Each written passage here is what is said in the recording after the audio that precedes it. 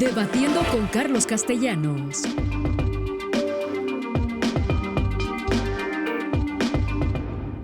Qué gusto saludarle y darle la bienvenida a este espacio en el que debatir es mucho más que vociferar y contradecir. Aquí las cifras, los datos y las opiniones de nuestros invitados son la materia prima para la discusión.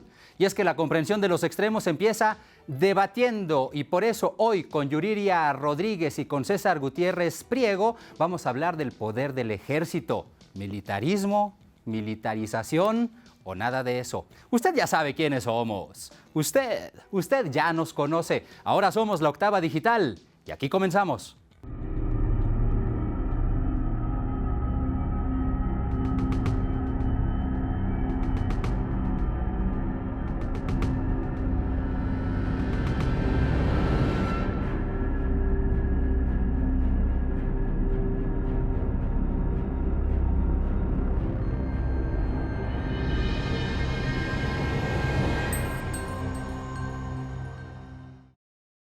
La presencia de las Fuerzas Armadas en la vida pública del país ha sido una constante.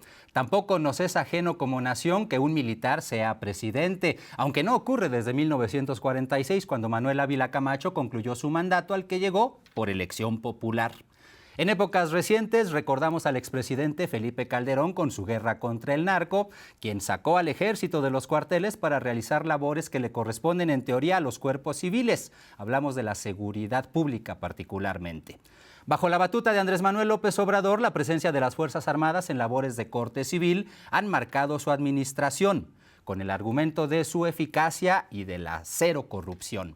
Así, lo mismo vemos a marinos y militares dirigiendo las aduanas del país que controlando el Aeropuerto Internacional Felipe Ángeles y los puertos, también construyendo el Tren Maya, las vías del suburbano que llegarán al AIFA, repartiendo medicamentos, vacunas, haciendo listas de damnificados y entregando los enseres de apoyo.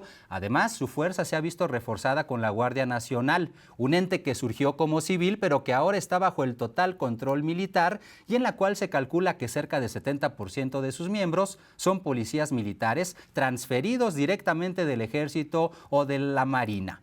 Los militares son también los encargados de los trabajos de limpieza, poda, cocina en Palacio Nacional. En sus manos está también la seguridad y la atención médica del presidente Andrés Manuel López Obrador y de toda su familia. El gran número, pues, de actividades y responsabilidades que se les dejan a las Fuerzas Armadas han llevado a muchos a considerar que estamos frente a un militarismo. Otros consideran que se trata de militarización. Para hablar del asunto, agradezco la presencia de Yuriria Rodríguez Castro, doctora en Ciencias Penales y Política Criminal, especialista en temas de terrorismo y narcotráfico. Yuriria, muchas gracias por estar con nosotros. Al contrario, muchas gracias a ti, Carlos, y a todo el auditorio de La Octava. Muchas gracias. Es un gusto estar aquí. Mil gracias, Yuriria. También le doy la bienvenida al maestro César Gutiérrez Priego, abogado especialista en seguridad nacional. César, bienvenido, como siempre, muchas gracias. Al contrario, Carlos, doctora, ¿cómo está? Buenas tardes. Un gran gusto. Pues vamos a iniciar, como es costumbre en este espacio, por mero orden alfabético y por lo tanto, pues César, la pregunta es, ¿lo que vivimos en este país sí lo podríamos calificar como militarismo, como militarización? ¿Y esto por qué es? ¿Porque no hay de otra? No, mira, yo lo he explicado muchas veces, incluso he escuchado ahora nuevos conceptos sobre militarización o militarismo. Militarización sería que nosotros estuviéramos viviendo como sociedad bajo las reglas y costumbres, así como las leyes de carácter militar, situación que no vemos. Tampoco veo militarismo porque si bien es cierto hay algunos órganos políticos de la administración pública federal y algunas estatales que vemos a personal militar, no los veo que estén cumpliendo con funciones que vayan más allá de lo que realmente son las funciones que un militar puede realizar. Más bien creo que hay una policiación de las Fuerzas Armadas en el país y a nivel mundial estamos viendo ese fenómeno porque no estamos hablando de situaciones que pongan por lo menos de manera regional en peligro la seguridad nacional del país. Pero también tenemos que entender que hay ciertos fenómenos que no se han analizado de forma correcta, como el crecimiento de los grupos criminales que ya también afectan a la seguridad interior del país. Y entonces sí, al afectar a la seguridad interior y a las instituciones, estamos hablando de un problema que pudiese ser un problema de seguridad nacional. Creo que el análisis que se tiene que hacer siempre tiene que ser muy justo, y es lo que yo le explicaba a la gente. Los militares no tienen por qué andar haciendo funciones de seguridad pública. Eso es completamente claro. Pero sí nos vemos ante la necesidad de la incapacidad y el abandono que hicimos durante tantas décadas de la formación policial, que hemos tenido que recurrir al personal militar. Y hoy sí con un marco jurídico, que es el reclamo que siempre se le hizo en su momento al expresidente Felipe Calderón, el cual, por medio de una tesis aislada, quería darle fundamento a esta famosa guerra contra el narcotráfico. Eso es lo que yo veo, mi querido Carlos. Entonces, ni militarización ni militarismo, Yuriria. Yo estoy de acuerdo con César en lo general. En lo particular tengo algunas diferencias. Mira, por ejemplo, la vida militar en México ha sido parte del mundo político desde hace varios años, ¿sí? A partir de los 70 no se tenía pensado que la guerra contra el narcotráfico iba a significar lo que hoy significa para nosotros, ¿no? Pero bueno, ¿qué empezamos a ver? La Operación Cóndor en México, ¿no? La famosa Operación Fulminante en Colombia, ¿no?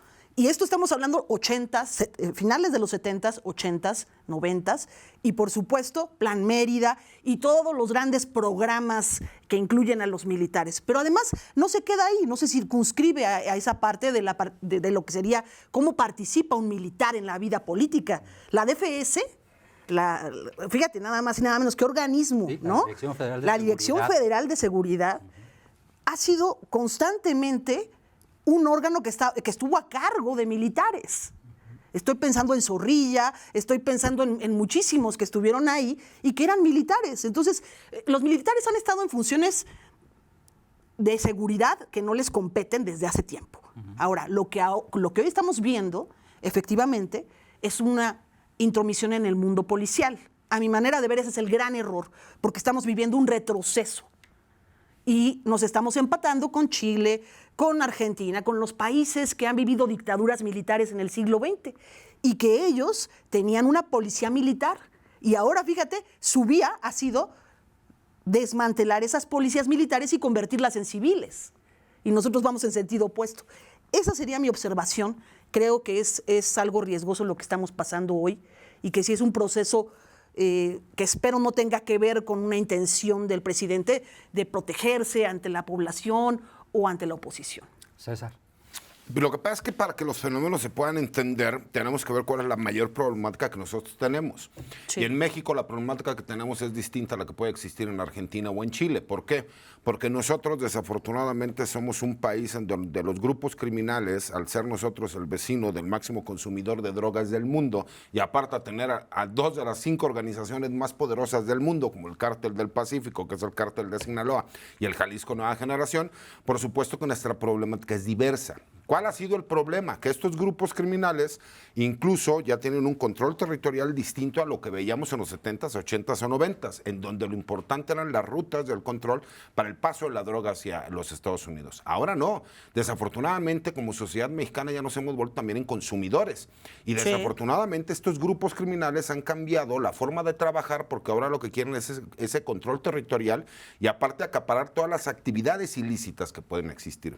La realidad es, como yo lo he dicho, los militares no tienen que estar haciendo funciones de seguridad pública, pero no es lo mismo el policía de proximidad social que vemos en las áreas conurbadas como la Ciudad de México, el Estado de México, y que muchísimos de los grandes opinadores, ¿no? Porque no les llamo especialistas, sino opinadores sobre el tema, quisieran ver en toda la República Mexicana. Hay diferentes regiones en donde necesitas una policía de corte militarizado para que puedan hacerle frente a cuáles son las amenazas que realmente suceden en esas regiones. Obviamente no puedes tener el mismo tratamiento en todos los lugares del país y tienes que tener conocimiento donde tú no puedes sacar a elementos militares de la Fuerza Armada Permanente, por ejemplo, a tratar de reprimir una marcha social, ¿no? Como lo que vimos el día de ayer. O a las ciudades. Es que eso es lo importante que se tiene que entender y se tiene que conocer, donde nosotros sí hemos visto ciertos fenómenos ya en la Ciudad de México y más en las áreas conurbadas, ¿no? Con el estado de Morelos y con el estado de México, que son los estados con los cuales compartimos territorio, por así decirlo. Y ahí es donde empezamos a ver ciertos fenómenos donde los grupos criminales aprovechan, ¿no? Todos los días vemos que hay asaltos en las combis y todos los días hay un reclamo por falta de seguridad. Y muchas veces el reclamo es al gobierno federal. Y el problema es que el presidente de la República, aunque es un delito del fuero común, lo hace propio, ¿no? ¿Qué es lo importante aquí? Que esas necesidades que tenemos, por ejemplo, creamos una Policía Nacional que se denominó Guardia Nacional, utilizando los conceptos que ya venían de una Guardia Nacional como copiada de los Estados Unidos, pero que es más para los estados de la República, y lo que hicimos es que esa Policía Nacional le pusimos el nombre de Guardia Nacional. Eso no está mal. El problema, a mi punto de vista, es que echamos mano de lo que teníamos. Y yo les he puesto muchas veces este ejemplo. Supongamos que México, y el problema de inseguridad que tenemos, es un paciente. Y a ese paciente le está dando un paro cardíaco. Y nosotros lo que tenemos en este momento no es a un médico. Nosotros lo que tenemos en este momento es a una persona, ¿sí me explico?, que está estudiando medicina. Y entonces esa persona que está estudiando medicina quiere llegar a dar los primeros auxilios.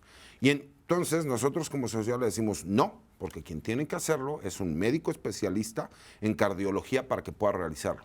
De aquí a que mandamos a esa persona que está estudiando medicina a estudiar, a terminar la carrera, a hacer una especialidad, se nos murió el paciente. Pero tienes una policía profesionalizada, César. Entonces, yo no entiendo para qué haberles exigido tanto a los elementos policiales, carrera civil, carrera policial, para luego tirarlo a la basura y decir, bienvenidos los militares. ¿Y cuándo has visto una sola aprehensión pública protagonizada por un militar hasta ahorita? La verdad, yo no lo he visto. Yo no he visto que estén en las paradas de los microbuses, ¿eh? No he visto una sola. Bueno, nada más lo comento porque luego decimos que están ahí atendiendo a un enfermo que se está muriendo. Pero hay que entender una situación, por ejemplo.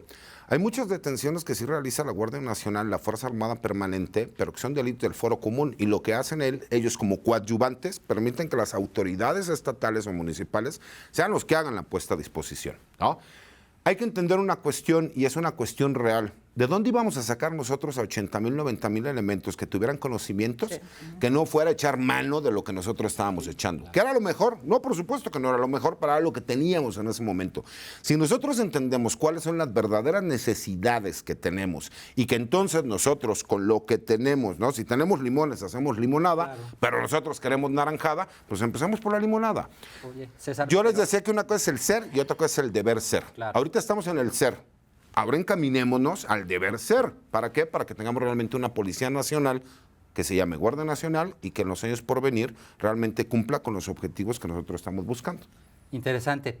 Mencionas el deber ser, pero acabamos de escuchar que en la discusión del presupuesto de egresos, pues los recursos que se supone iban a destinar al Fortaseg, pues al final de cuentas no hay tales.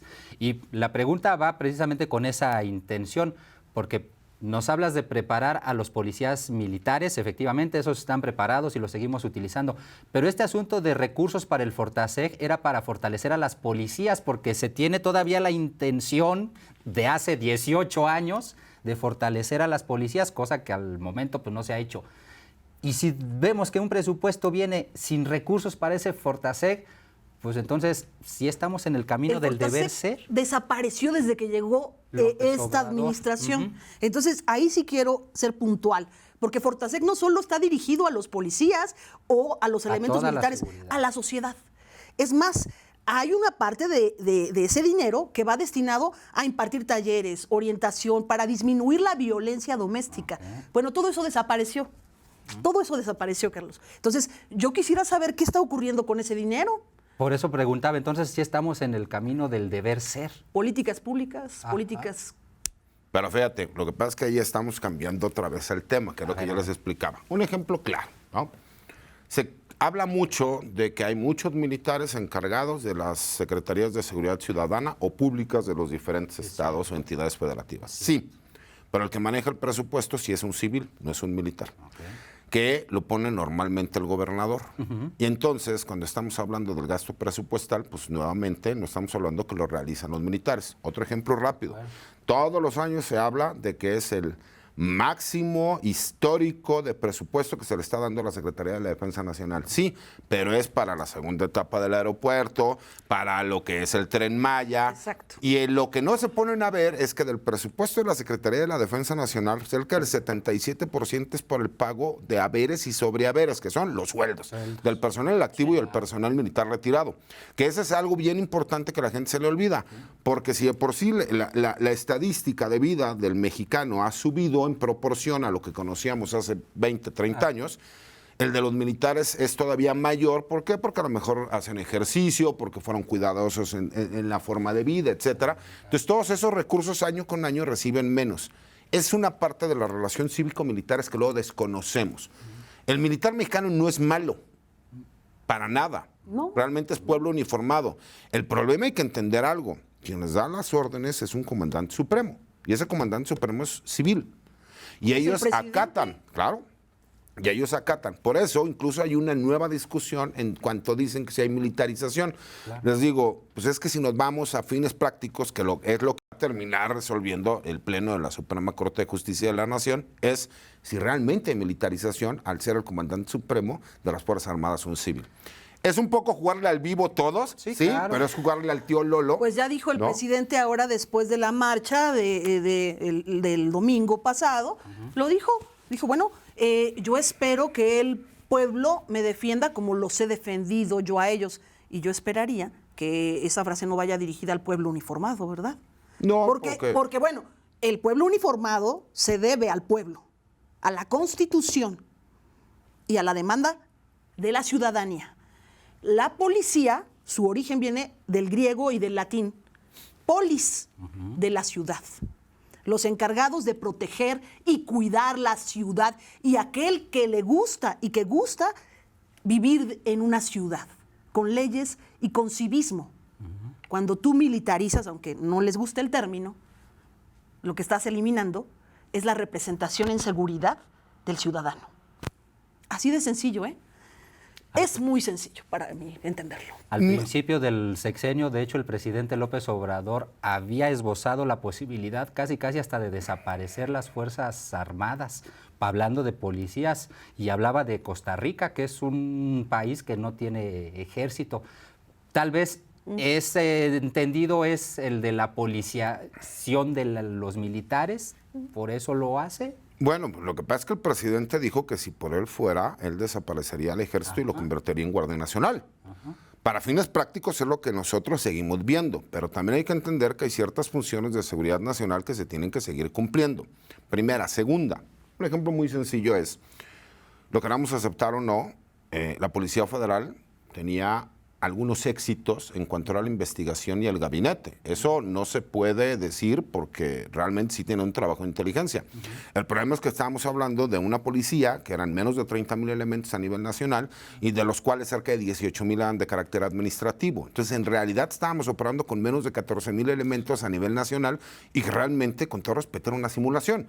Porque aparte venía el vocero de Presidencia de la República y decía: ya nos vamos para Tamaulipas. Entonces pasaba el fenómeno cucaracha, ¿no? Claro. Se salían de Tamaulipas, se bajaban a Veracruz, se iban a Nuevo León, ya limpiamos Tamaulipas. Entonces, ¿qué pasaba? Cuando se iban a otro estado, pues otra vez regresaban.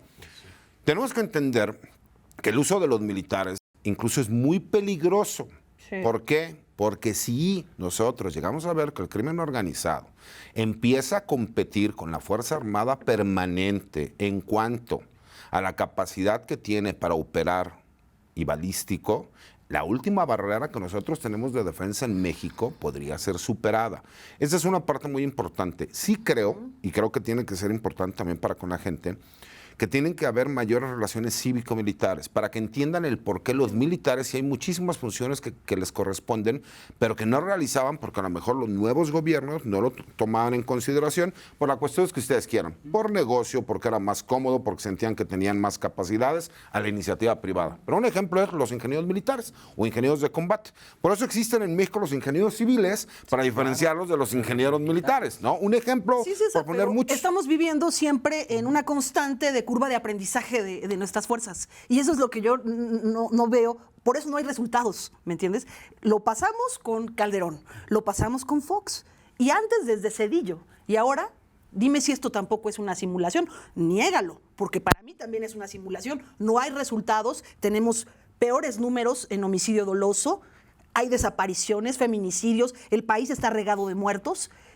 Y tenemos a Bartlett, que fue un personaje importantísimo en la seguridad en otros sexenios, hablándole al oído al presidente. Por cierto, él como secretario de Gobernación en su momento, él nombraba a los directores de la Dirección Federal de Seguridad. Gutiérrez Barrios. Y todos esos los conoce muy bien él. ¿Por qué no nos platica su experiencia en seguridad.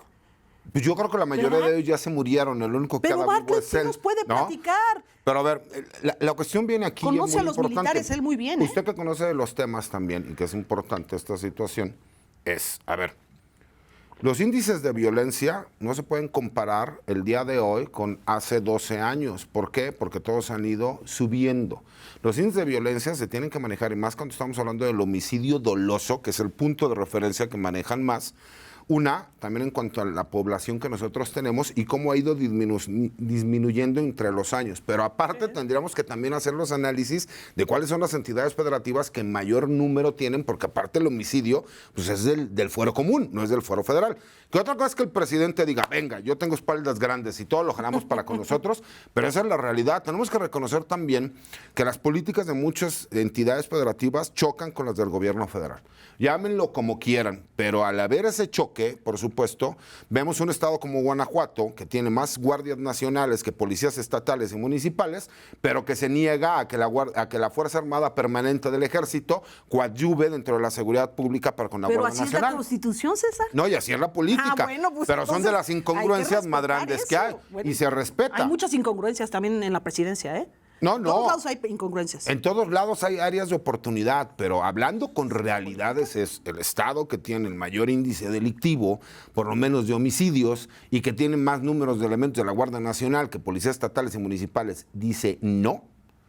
Eso es lo que a mí se me hace una Bueno, incongruencia pero en las política. otras entidades ha disminuido. En la mayoría sí. No, claro que Por lo no. menos el homicidio, que es el que me está poniendo de ejemplo. Porque usted tiene que hacer el análisis con el año anterior. Si usted lo quiere hacer con hace 20 años, pues imagínese. Entonces no tenemos un parámetro real Bueno, de lo que entonces estamos comparémoslo hablando. con lo que quiera el presidente y su partido. No, pero Porque es que... ese es el parámetro de comparación, siempre parte de ahí, de presidencia. Lo que tú me estás diciendo es ese parámetro. ¿Por qué no puedo comparar con los sexenios anteriores? Si se trata de revisar las estrategias de seguridad y la Porque- militarización, que ha sido siempre el plan emergente de todos los gobiernos, ¿eh? No, pero a ver. Todos han hecho experimentos con la seguridad. Lo que pasa Todos. es que, a ver, no vayamos tan lejos. Yo se los dije, a ver. Yo, que soy una persona que me crié dentro del gremio militar, que soy especialista en derecho penal militar por necesidad más que por gusto, Sí, claro. ¿no?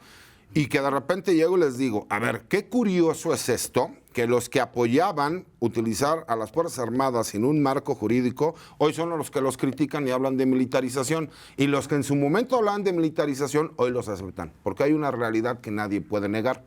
No tenemos ninguna otra fuerza porque nadie quiso invertir realmente en seguridad pública para hacerle frente a los grupos criminales que tenemos. Y hay un segundo punto bien importante. La Policía Federal tenía el más alto índice de denuncias de corrupción que existía en cualquier institución policíaca del país. Y por supuesto, pues el hecho de que García Luna haya sido quien crea la Policía Federal, pues no le ayudó para que pudiese permanecer. No todo ¿Zorrilla era y mal. Calderón y no eran militares? No, pues hay muchísimos militares que ¿Y eran podemos corruptos? mencionar. Hay muchísimos militares Hay muchos que podemos militares mencionar, corruptos. Pero eso no tiene bueno. nada que ver con la parte actual. No, bueno, es que esa es la evaluación que hace el gobierno para justificar este nuevo proceso de militarización. Dicen, es que hay mucha corrupción en las policías. Bueno, ¿por qué no trabajas depurando esa corrupción? Ah, no. Dice, vamos a darnos un balazo en el pie y entonces volvamos a experimentar. Y eso es en lo que yo creo que está cometiendo un error. Doctora, le máximo. pregunto ahora yo, ¿cuál es la propuesta que usted nos da? Bueno, yo creo que Inmediata. tendríamos que fortalecer a las policías para empezar. ¿Cómo? Bueno, dales cursos, dales capacitación, límpialos, quítalos, que ¿En no cuánto sirvan. tiempo hacemos eso? Pues ve cuánto te está tomando militarizar. ¿En cuánto tiempo hacemos eso? Llevan un sexenio, casi, 4 años. No, Y no han Bueno, logrado realmente transitar a la Guardia realmente Nacional. son 3. ¿no? Ni siquiera los juicios orales están funcionando como debe de ser. Bueno, Pero eso ¿cuántos viene desde años Peña llevamos? Nieto. Ya también se la ¿Y quieren desde echar a cuándo este tenemos gobierno. militarización No. en México? La verdad es que tenemos desde los años 70. Lo que pasa pues es que por la eso. gente se hace tonta y no es Pues ya lo militarización. mencioné, ¿no? Es, de acuerdo al concepto malentendido que manejan, desde los años 70 los militares hacen funciones de seguridad Claro. pública que no corresponden, como bien lo comentó usted, con la ley, Bien. con lo que fue, ¿cómo se llama? ¿Cuál es la El- diferencia hoy? ¿Cuál es la diferencia? Que por lo menos hoy sí tienen un marco legal. A El ver, marco legal usted lo conoce, es la ley castrense. no, el marco legal para que la Fuerza Para que Armada puedan realizar Permanente las fuerzas de fue el seguridad cambio pública. constitucional que se realizó y que están haciendo funciones de seguridad pública de forma legal. Esa es la realidad. ¿Los sexenios anteriores no tuvieron reformas en materia militar? Con todo respeto, dígame cuál era el marco jurídico para que pudiera la Mucho Fuerza se le Armada criticaba. permanente. Sí. Yo hice una marcha donde cerré reforma, que ya me andaban metiendo al bote. ¿Por qué? Porque fue muy peligroso y decían que era un problema de seguridad nacional. Por los derechos humanos del personal militar, porque lo que no se pusieron a ver fue que en el sexenio de Calderón fue muy fácil sacar a los militares, ¿no? A tirar balazos por todos lados sin tener una estrategia, sin un marco jurídico. Vamos a ver qué pasa con el marco jurídico y el respeto a ese marco jurídico. Es que ese es el lo que hay que ver. asunto. Por lo pronto hablemos de otros asuntos que tienen que ver con, aparentemente, y creo que también es importante, se habla de que dentro del ejército hay algún tipo de cofradías, y no es un secreto para nosotros que determinados actores desde dentro del poder militar pues están criticando las acciones que lleva a cabo el presidente Andrés Manuel López Obrador. El hecho del Culiacanazo parece ser que reventó la burbuja y muchos militares pues están inconformes con la manera que les está tratando este poder ejecutivo. Se sienten menospreciados, se sienten sobajados, y el hecho de que tengan presencia en lugares donde hay violencia, pero se les diga que básicamente esa es la estrategia, hacer presencia pero no confrontarse, pues nos dejaría de alguna o de otra manera pensando en que al margen de todo ello, el ejército aparte goza de una transparencia que no es tal, sino lo opuesto, sobre todo cuando hablamos del tratamiento de sus asuntos. ¿Y por qué menciono eso? Porque hay sectores de la sociedad civil, defensores de derechos humanos y hasta algunos legisladores que dicen que las Fuerzas Armadas manejan sus asuntos al margen, como un ente autónomo. Y por eso, pues lo que es entendida por algunos como una dependencia del presidente Andrés Manuel López Obrador para con el ejército, ya no se sabe bien a bien quién depende de quién, y esto representaría, según los mismos analistas, podría representar un riesgo para la sociedad mexicana. ¿Cómo lo ven? No, bueno, pero eso es completamente falso. Por supuesto que adentro de las Fuerzas Armadas es un mundo completamente independiente. Por supuesto que existen diferentes corrientes de pensamiento y cofradías de poder. Yo lo hice público en un programa con Carmen Aristegui hace 7, 8 años, en donde esa cofradía del poder la inicia un secretario de la Defensa Nacional, ¿no? Enrique Cervantes Aguirre, y que a su vez, pues él fue el que fue nombrando a todos los que vimos posteriormente en la plana mayor de la Secretaría de la Defensa Nacional, priistas de cepa por naturaleza, y en el cual ahora su hijo es el actual fiscal general de justicia del Estado de México. Digo, yo los he tenido que padecer porque su sobrino también fue fiscal general, pero fiscal general de la República. Sí, Su otro sobrino fue fiscal general de justicia del Estado de México. Me conozco muy bien la historia porque somos como los López y los García, nomás que en mi caso me tocó ser los López y ellos son los García, ¿no? Pero bueno, no digas ese apellido porque es alusivo. pero bueno, Podría ¿no? ser. Pero a lo que voy es, sí es real que existe una cofradía del poder que cuando llega el presidente rompe esos esquemas. ¿Por qué? Porque los usos y costumbres militares no le daban posibilidades al general Luis Crescencio Sandoval ser secretario de la Defensa. Él podría venir siendo la opción 23 de 24, de acuerdo a los usos y costumbres. El presidente rompe, ¿no? Asesorado por el general Audomar y por otras personas, rompe con esa cofradía del poder. Pero sí es cierto que hay molestias, sí es cierto que hay fuego interno. Y creo que hay un tema que le va a costar muchos años, si no es que décadas, a la Secretaría de la Defensa Nacional arreglar en su imagen, que es Guacamaya Leaks. Eso va a ser un golpe que yo creo que van a pasar años y años que no se van a poder levantar. no se lo va a quitar el presidente principalmente, ¿no? Porque, a ver, aquí hay que dejarlo muy en claro. Es obvio que esa información proviene de la Sedena. Claro. Y que alguien la tuvo que dar a conocer, y fue alguien de la Sedena, adentro, porque para tener acceso a toda esa información. Ahora, yo no coincido del todo. Los sistemas no son monolíticos. Okay. Los sistemas en general, hasta el castrense, tienen no solo fisuras, tiene contrapesos, oposiciones, y tiene muchos grupos, en eso coincido con él. Nada más que ahorita se están cargando algunos grupos en total oposición al presidente por las decisiones que ha tomado. Porque tampoco ellos, no todos, están de acuerdo con salir a las calles a patrullar. Entonces eso para muchos militares, yo he hablado con militares que me dicen, oye, es que yo no sé patrullar y además yo no estudié para eso, mi carrera militar es otra cosa. No les gusta ser policía. Entonces, ¿en qué momento violaron mi ley, la mía, mis derechos?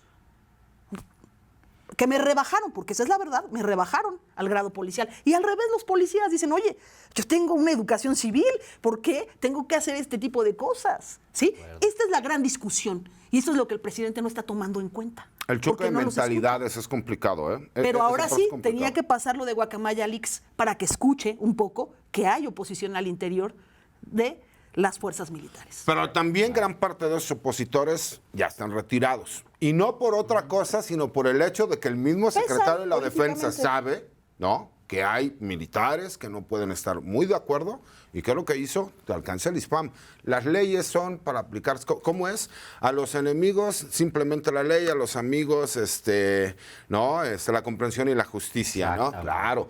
¿Por qué hay muchos militares que después de 45 años no los alcanza el ISPAM? Pues porque... No vaya a ser que los quiera castigar el presidente después de esto, ¿verdad? Con medidas como represoras o cancelándoles sus derechos. Espero que no, porque entonces quedaría muy en evidencia que está haciendo una pesquisa interna, además politizada, ¿no? Yo hubo un problema por ahí con este general que hacía algunos videos, ¿no?, en donde emitía opiniones que desafortunadamente, a mi consideración, él estaba posiblemente constituyendo delitos, ¿no?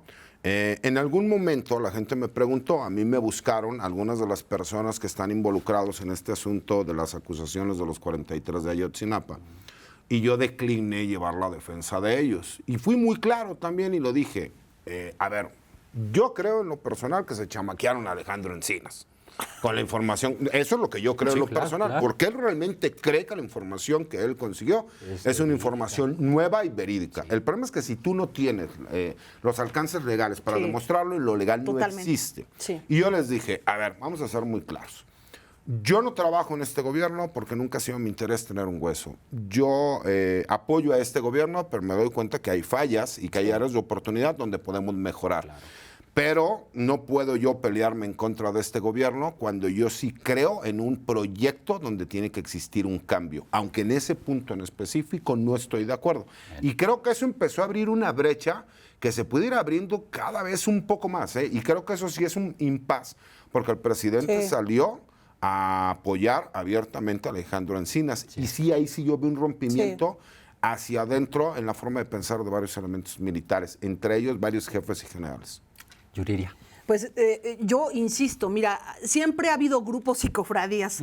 Por cierto, me acuerdo cuando Salinas se refería a un grupo que era su oposición interno en la política, decía la nomenclatura, les llamaba así, ¿no? Un grupo de políticos y de militares y gente que estaba trabajando en contra de él, generando una oposición a su gran proyecto de transformación política y gubernamental que nos iba a llevar al primer mundo. Yo espero que no esté pensando eso el presidente, sino que esté pensando en gobernar para todos, policías, militares, ciudadanos, gente del ámbito rural, gente del ámbito urbano. Eso es lo que yo quisiera ver, porque la seguridad nos compete a todos y en eso coincido con César. Claro. Yo quiero lo mejor para mi país, quiero que estemos en una mejor situación de seguridad, pero tampoco quiero que lleguen de afuera y me digan, oye, tu ciudad está militarizada. Oiga, esa es la impresión que tiene cualquier ciudadano. Pero no creo que lo primero que tendríamos que hacer nosotros como juristas, estemos de acuerdo o no en ciertas acciones, es reconocerle una calidad a los servidores públicos, en este caso a los policías de primera categoría, porque desafortunadamente la Constitución los hace ser ciudadanos de segunda categoría, no se les permite estar sindicalizados, se manejan de acuerdo a las leyes y reglamentos internos. Y hay cuestiones que yo le he explicado a la gente, le digo, a ver, el artículo 123, apartado B, hay cuestiones que son increíbles. Tú le puedes decir a un policía que no puede a lo mejor ser policía porque antes era con prepa y ahora tiene que ser con universidad. ¿Estás de acuerdo que el policía puede estudiar? Claro. Pero tú no le puedes decir al policía que si entró con 1,60 m, ahora tienes que medir unos 65 personas. Claro. ¿Cómo le va a hacer? Más que quieran, no va a poder.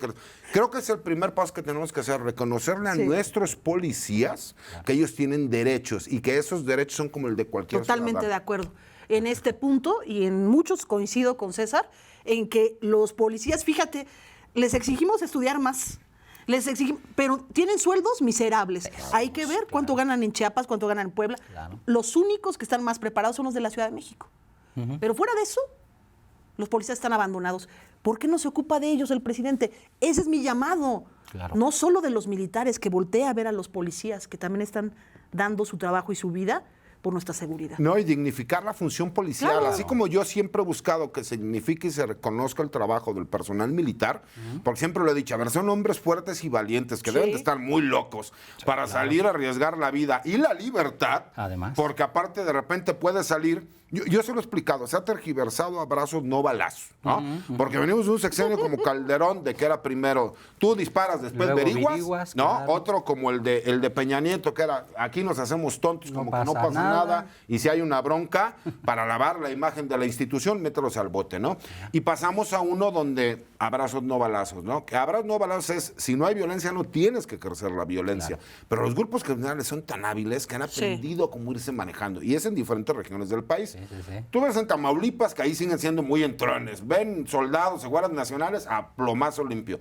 Pero hay lugares como Michoacán, como algunos lugares de Guerrero, donde ya se han metido los grupos criminales a las comunidades y lo que hacen es utilizan a mujeres, a niños, ¿no? A hombres desarmados para agredir al personal militar y buscando una respuesta, utilizando a medios locales para que estén grabando videos y subir la información, que cuando es retomada por los medios nacionales ya la da como un hecho. ya se maña. Y como yo siempre lo he dicho, lo más cobarde que puede haber en esta vida es hablar mal de los militares y de los policías, Sí. porque no pueden salir a defenderse, no tienen quien pueda salir.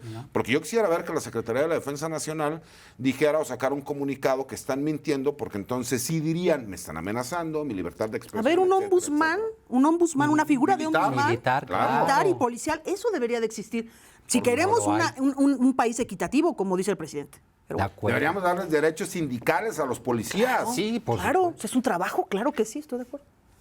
Y sin embargo, pareciera ser que todo esto que estamos discutiendo ahorita, pues queda o pasa a segundo término dentro de las políticas públicas del gobierno. O por lo menos a veces queda opacado por otro tipo de declaraciones, como la que hizo en su momento el secretario de Gobernación, Adán Augusto López Hernández, mencionando que pues un militar sí podría, ¿por qué no?, llegar a la presidencia de México, pues la ley lo permite.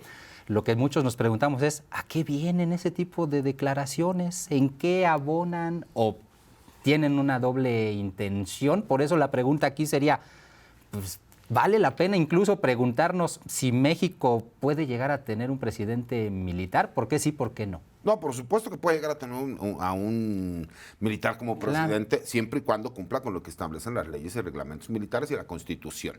Que no se encuentra en el activo, que haya solicitado licencia 6 meses antes de aspirar al cargo político por el cual de representación popular que quiere llevar a cabo. No puede ser un exsecretario de la Defensa Nacional porque existe un decreto presidencial en donde claramente dice que él causará baja como secretario de la Defensa e inmediatamente alta como asesor del alto mando. Entonces un secretario de la Defensa Nacional no podría ser. Pero yo en lo personal creo que algo que nos ha demostrado el secretario de Gobernación es como el presidente. Tiene una habilidad para poner en los temas en el contexto, aunque no tenga nada que ver. ¿Por qué? Porque te puedo decir que incluso los militares no les interesan los cargos de elección popular. Les cuesta trabajo la convivencia con Claro. los civiles. Por Y eso les además- está costando trabajo ahorita. No, claro, les cuesta mucho trabajo porque, a ver, tú a un militar llegas y le dices, esto no se hace. ¿Por qué? Porque lo dice mi general, o sea, yo. Ya. Y Pues ya no es se más hace. que suficiente. No se hace, Claro. claro. En cambio, cuando llegan con la población civil le dicen, señor, buenas tardes, vamos a hacer una revisión. ¿Y por qué, hijo de su tal por cual, si el artículo 14, 21? Y ya les dieron una regañiza que ya se quedaron. Y les digo, es que ahí estamos mal también, porque tú tienes que estar preparado y decirle, señor, los niveles de contacto que dice la Suprema Corte de Justicia de la Nación son, primero la observación es esto, lo otro es aquello. Y siento que ahí sí necesitamos, no una barnizada, necesitamos muchísimo trabajo todavía, porque siento que nos está fallando por ahí. Yo coincido, definitivamente la ley deja algunas posibilidades muy remotas, pero yo creo que la idiosincrasia del mexicano rechaza por completo la figura militar en presidencia. Mira, como dicen por ahí, al presidente le gustan mucho las citas históricas, ¿no? Bueno, pues por ahí dicen que tanto los dictadores como los militares en el poder en México están tan mal vistos que puede pasar, sí, puede pasar, pero ahí adelantito está el Cerro de las Campanas, ¿eh? Entonces, cuidado porque el pueblo, como dicen, es sabio. Efectivamente. Pero realmente los militares no. No quieren. hay. Sí, yo yo también no pienso que no conocería quieren. un militar serio que pretendiera algo así. No lo veo. No, tienen la misma aversión al gobierno de lo que el gobierno tiene a veces hacia ellos. Efectivamente. Pero es que recordamos que esto fue también por el pacto de poder. Cuando se acaban los generales presidentes en México, hay un pacto de poder donde les dicen la política es de los civiles y ustedes Es que eso es parte de la democracia. Claro. Pero ese fue un grave problema porque era, ahí está tu presupuesto y tú haz lo que quieras. Por eso tienen sus propios bancos, por eso tienen sus propios médicos, sus propios hospitales, etcétera. Cuando vino la rendición de cuentas fue cuando empezó a haber problemas, porque eso no lo Exacto. Qué interesante. Somos un país laico. Sí, efectivamente. No militar. Eso es lo en importante. presidencias. Y en la teoría también. En la teoría. Por Vamos a ver. supuesto. Si no, ahí está el Cerro de las Campanas. Exactamente. Pues ya casi estamos llegando a la recta final de este espacio. Enriquecedor, evidentemente. Muchísimas gracias a ambos. Nos resta escuchar justo sus conclusiones sobre este asunto. ¿Qué es lo que sigue en adelante? ¿Cómo ven el asunto de la... Ahora, pues concentrémonos en esta presencia de las Fuerzas Armadas en el combate de la seguridad pública. ¿Sí estamos en el camino correcto entonces? ¿O Carlos, no necesariamente? Hay que modificar cositas. Yo en lo personal creo que hay algunas cosas todavía que tenemos que perfeccionar, pero para que la gente lo pueda entender, cuando hablemos de militarización, imaginen a todas las policías municipales, estatales y a la Guardia Nacional que sean únicas y exclusivamente militares y no se apliquen leyes y reglamentos militares, situación que no pasa. Creo que es muy recurrido como tal el tema, creo que estamos hablando de una cuestión de carácter político que desafortunadamente los temas de seguridad pública se han politizado en el país y que la oposición no le va a conceder absolutamente nada al gobierno federal y que el gobierno federal no le va a conceder absolutamente nada a los gobiernos de oposición. Sí. Y es lamentable, ¿por qué? Porque creo que sí se podría trabajar de forma coordinada. Hemos visto grandes esfuerzos de trabajo coordinado con buenas detenciones, buen trabajo de investigación y prevención del delito. Recordemos que la seguridad pública es prevención del delito, no persecución, ¿no? Y eso es algo que para eso tenemos una policía de investigación. Sí. Creo que sí se tomó una buena decisión al ampliar el periodo para que la Fuerza Armada Permanente apoye, pero hay muchísimas cosas que tenemos que hacer alrededor para que esto funcione. Tenemos que fortalecer a las fiscalías, porque desafortunadamente se pensó que poniéndoles el nombre de fiscalías en lugar de procuradurías, por arte de magia se iba a cambiar, y lamentablemente no es así. Tenemos que invertir muchísimo en proximidad social, en mejores ministerios públicos, mejores policías, porque nuestra problemática real son las policías municipales y es a las que menos invertimos. Bien, gracias, ¿No? César. Totalmente, ¿no? Yuriria. Lo que dice César, yo coincido, pero entonces no son pocas cosas las que nos falta muchísimo trabajo por hacer y es todo lo que se ha descuidado.